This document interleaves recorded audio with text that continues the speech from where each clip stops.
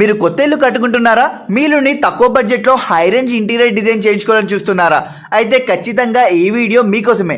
ఈ రోజు మనం ఉప్పల్లో ఉన్న ఒక 3 BHK ఫ్లాట్కి వచ్చాం. ఇక్కడ కన్స్ట్రక్షన్ అయినప్పుడు ఈ రూమ్స్ ఎంత నార్మల్గా అంటే ఇందులో సగానికి పైగా ఇంటీరియర్ డిజైన్తో సూపర్గా మార్చేశారు.